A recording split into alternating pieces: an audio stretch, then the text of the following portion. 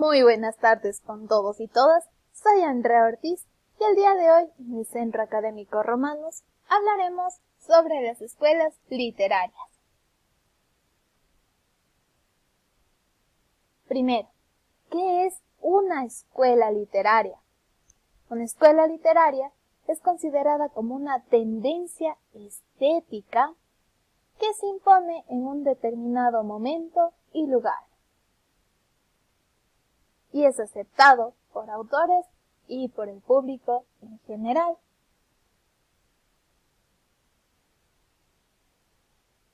Ahora, vamos a hablar sobre la obra literaria. La obra literaria está compuesta por diferentes contextos, sobre todo del autor y su obra, del lector y de la obra literaria como tal. Y estos contextos pueden ser tanto históricos, políticos, económicos, sociales, culturales e incluso religiosos. Nos vamos a la primera escuela literaria, que es el clasicismo. Tenemos nosotros que recordar que el término clásico proviene del latín clásicos, y este significa perteneciente a una clase o clase superior respecto a otra inferior, es decir, lo que debe tomarse como modelo por ser calidad superior. Entonces, nosotros al hablar del clasicismo estamos hablando de un movimiento artístico que admite la ejemplaridad del arte clásico. Y por ser una constante de la traducción clásica en la literatura europea, medieval y moderna. Tiene un equilibrio entre el fondo y la forma. Vamos a ver algunas de sus características. Y primero nos damos cuenta que se basa en la armonía y en el equilibrio. Busca la belleza y la perfección artística y sobre todo la imaginación y la fantasía están reguladas por la razón. Antes de continuar, voy a dejarles una pregunta, chicos. Y a ver, ¿qué saben ustedes de Edipo el Rey? Continuemos. El clasicismo comprende del siglo VIII a.C. al siglo V después de Cristo. Se da en la antigüedad clásica o greco-romana, y entre sus autores y obras tenemos a Esopo con fábulas, a Eurípides con Helena y Virgilio con la Eneida.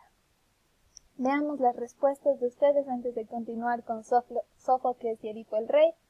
Dice Edipo el Rey, donde se casa con su mamá Yocasta. Ya, sí. Y el complejo de Edipo, sí, muy bien. De aquí proviene el complejo de Edipo, pero eso no vamos a hablar en este momento. Es más, les dejo la pequeña tarea de investigar qué es el complejo de Edipo. Por favor, todos agradezcanle a su compañero. Continuemos. En el medioevo. En el medioevo nosotros vamos a hablar, más que nada, que hay un teocentrismo. Teocentrismo. ¿Qué es el teocentrismo?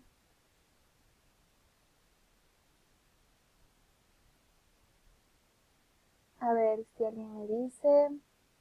No, nadie. Bueno, el teocentrismo significa que el centro es Dios. Por lo tanto, nos vamos a dar cuenta que tiene una influencia muy grande de la religión. Entonces, aquí se concibe la existencia como un tránsito hacia la vida eterna. Y la temática principal de las obras literarias girará alrededor de estos asuntos. Antes de continuar, les dejo una pregunta. ¿Y por qué en el medioevo la mayoría de obras no tiene autor, sino es anónimo? Veamos, en sus autores de obras tenemos el Cantar de Roldán o la Canción de Rolando, el Cantar del Mío Cid y el cantar de los Nibelungos.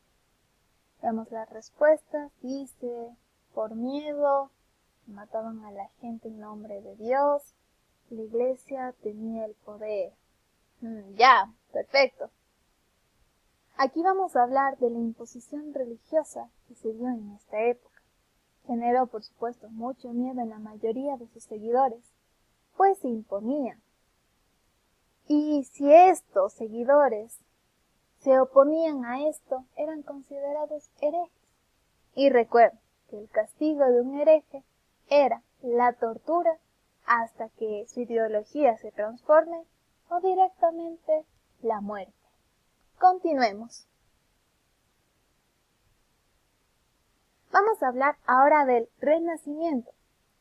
¿Qué es el Renacimiento?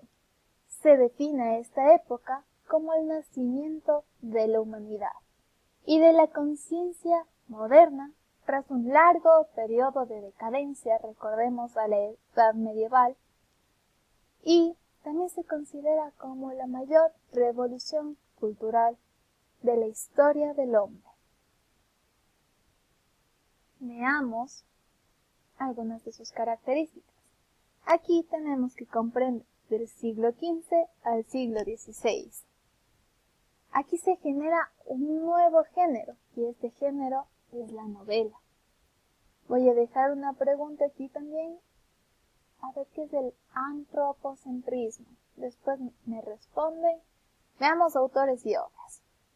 A ver, tenemos a Tomás Moro con Utopía, Nicolás Maquiavelo con El Príncipe, Erasmo de Rotterdam, Elogio de la Locura, y Martín Lutero con su Reforma del Estado Cristiano. A ver, ¿qué me dicen que es el antropocentrismo? Dice, antropo, hombre, centrismo, centro. Sí, muy bien. Gracias por la respuesta. Significa que el hombre es el centro. Ya no estamos hablando aquí de un teocentrismo, sino de un antropocentrismo, donde nos centramos netamente en el hombre y dejamos un poco de lado esto que llamamos religión. Continuemos con el barroco. A ver, ¿quién me dice qué es el barroco? Esperemos un momento. No, nadie por el momento. A ver, dice. Es el periodo de la cultura europea caracterizado por la conflictividad que repercute en el contenido y la forma. Sí, muy bien, gracias por responder. Creo que eso me han sacado del internet, muchas gracias, pero continuemos.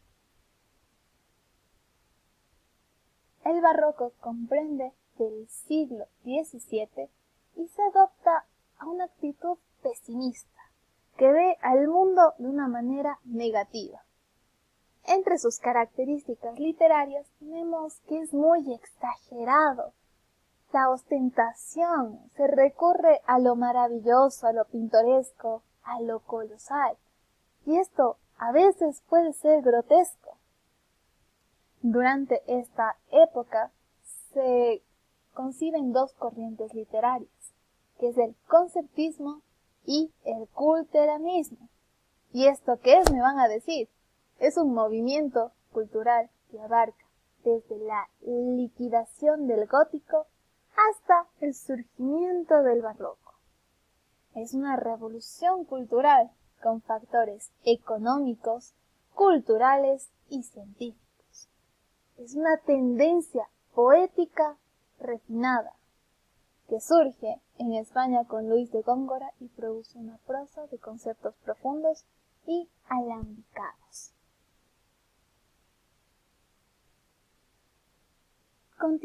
Continuemos con el neoclasicismo. ¿Qué es el neoclasicismo? Neo, de nuevo, y clasicismo. ¿Alguien me recuerda? Sí, exacto. De la literatura clásica. Aquí se surge en Francia como retorno absoluto a las formas puras e imitación de la cultura griega. El neoclasicismo comprende del siglo XVIII al siglo XIX. Aquí se imitan sobre todo los modelos clásicos. esta fórmula de la belleza.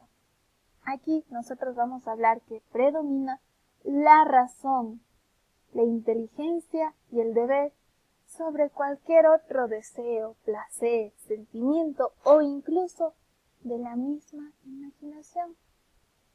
Se trata de enfatizar lo moral, lo social, antes que estas supersticiones que se tenían. Por supuesto, tenemos que recordar que eran muy respetuosos con todo aquello que se llama normas y reglas en el arte. Aquí casi desaparece la lírica y se destaca más el teatro y la fábula. Vamos a ver algunos autores con sus obras. Tenemos a Rousseau con el discurso sobre el origen de la desigualdad entre los hombres, a José Joaquín de Olmedo con la batalla de Junín o canto a Bolívar, el himno al 9 de octubre, y tenemos a Voltaire con ensayos sobre las costumbres.